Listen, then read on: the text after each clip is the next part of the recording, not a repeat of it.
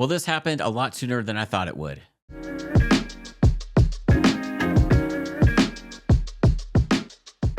Welcome back to the channel. If you're new here, my name is Keith, and I recently got into 3D printing and decided to start a 3D printing business. If you want to know the background on that, you can check out this video here. I go over how I got started in that. But I do already have an existing business, but I wanted to bring in some 3D stuff that I could sell through that business and also sell through Etsy.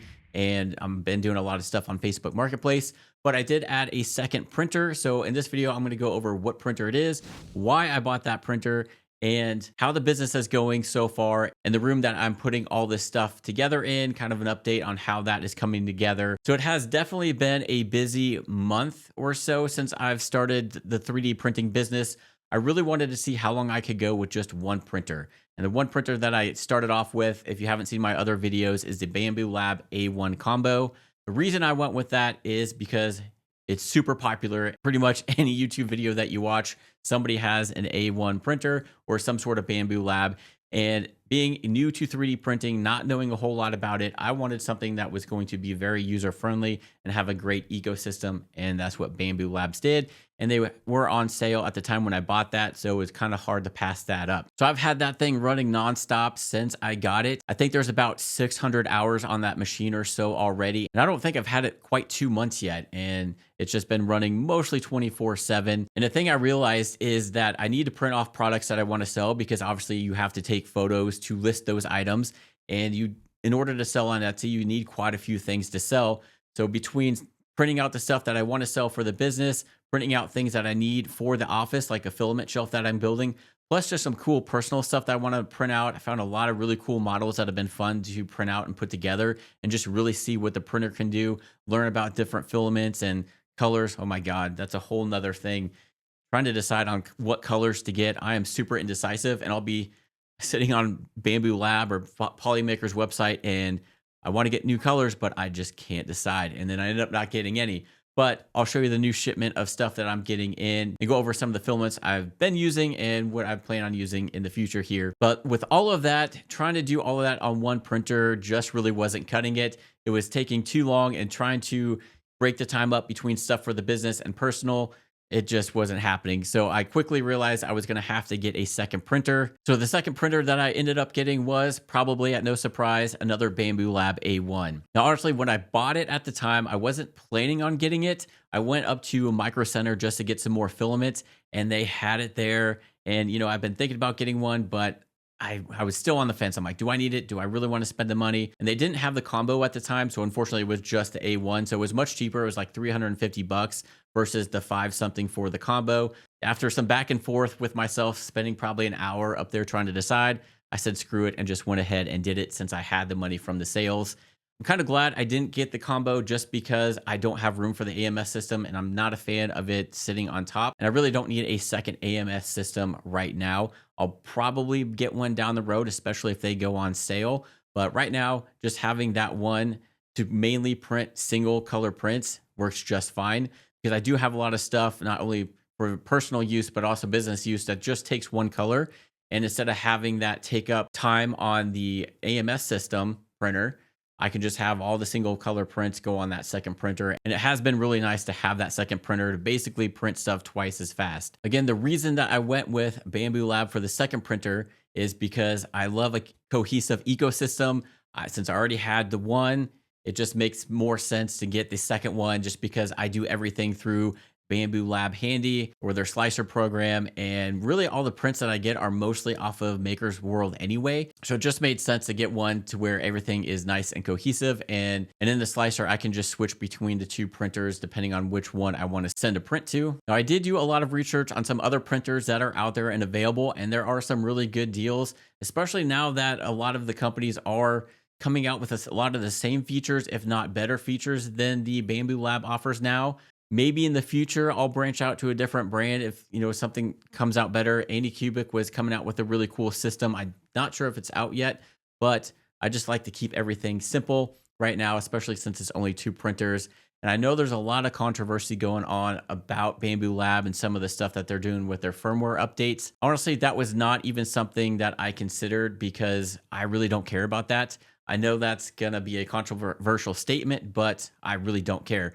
because all I care about right now is a printer that is beginner friendly and just does what it's supposed to do. And as somebody that has really not a lot of experience in 3D printing or modeling, I am totally fine with just using Bambu Labs software for right now. It's going to be a while before I get into modeling my own stuff, so using their slicer program is totally fine.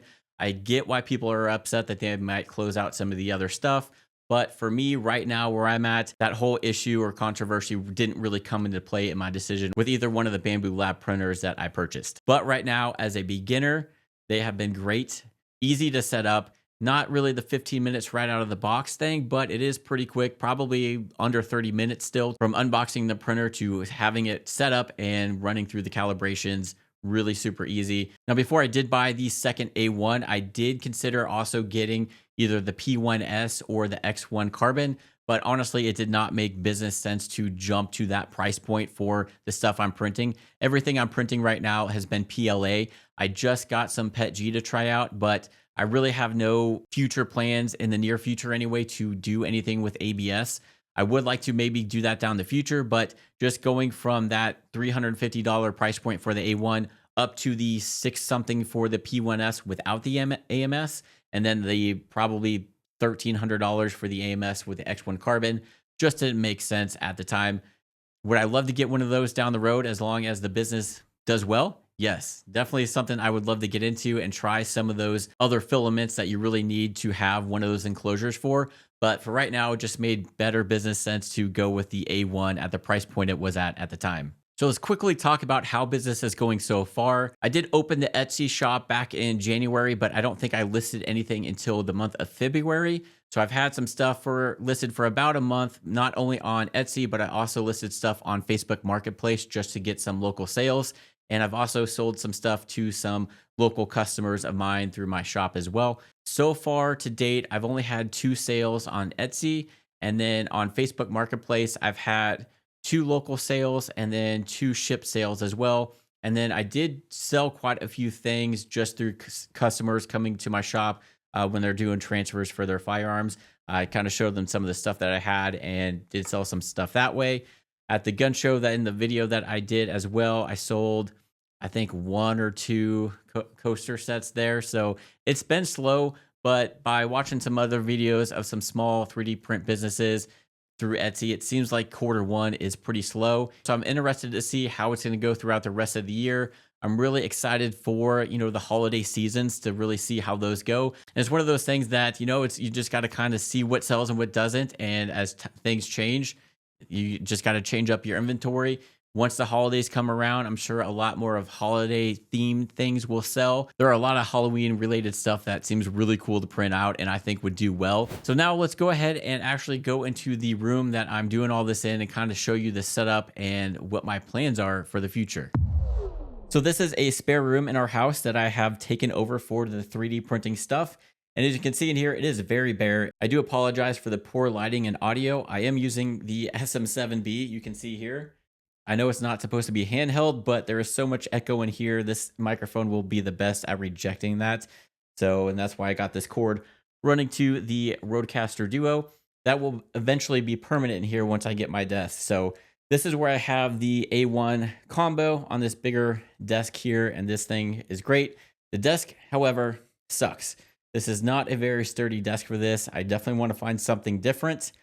And then I have the new A1 over here with just a single filament spool. And I do want to do something different with this as well because I need this table back for my studio office and I need to find out what to do with this. And I did post a short with some issues I was having with this filament being mounted up here. A lot of people did mention just putting it to the side or to the wall. I do plan on doing that, but I can't do it now because this is not the permanent spot it's going to go into. So I did listen to those comments and will be doing that once I get the permanent spot for this. But that's for the 2 printers.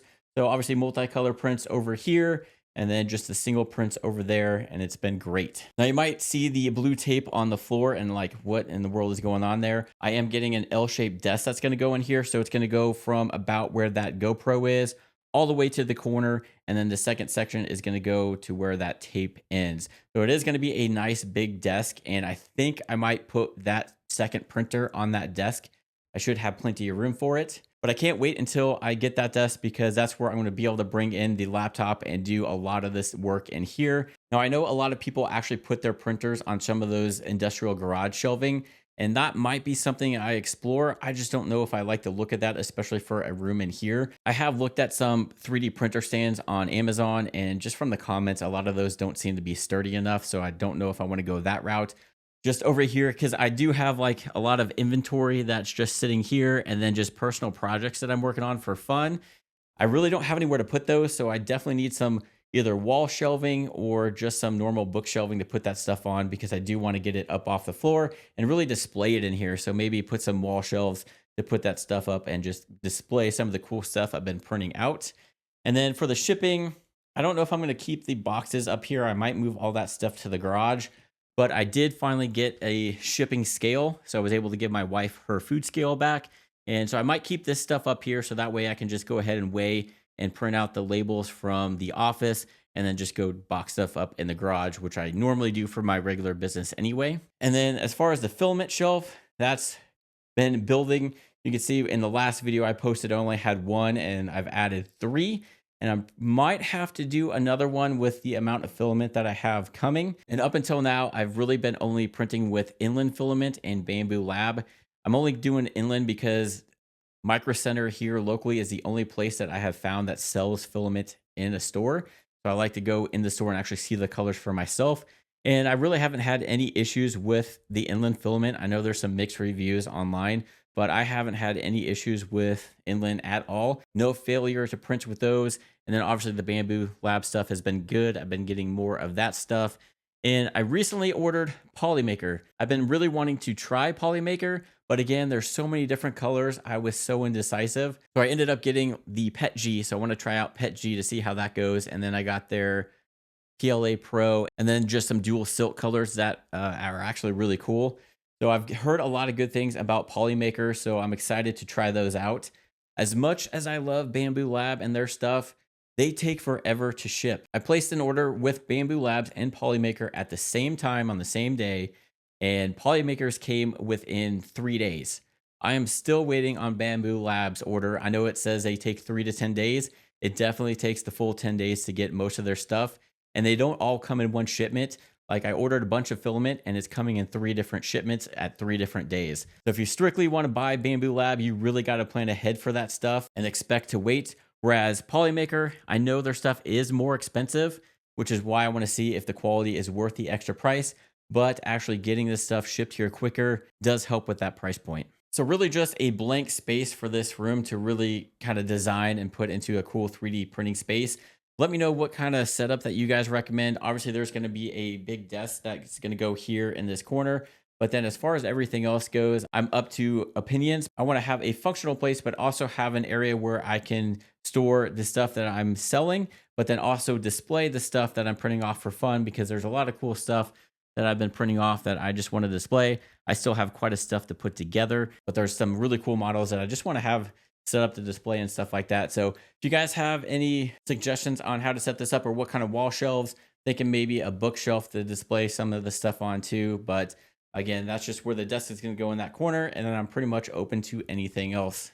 All right, so back in the studio. Now I know the Shure SM7B is not meant to be handheld, but it makes a great handheld microphone because it literally has 0 handling noise, and it really does noise reduction very well. So if you are in a bad environment for audio, this thing does pretty well. So I'm really excited to get that room dialed in so I can actually start recording videos in there once I get the lighting and everything figured out, because that is a weird room. This one's a lot bigger and I have darker walls, so it makes it a lot easier to control the lighting.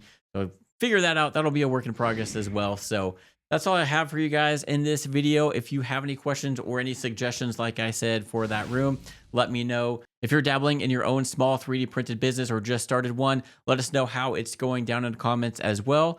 And until the next video, go ahead and check out these other ones right here.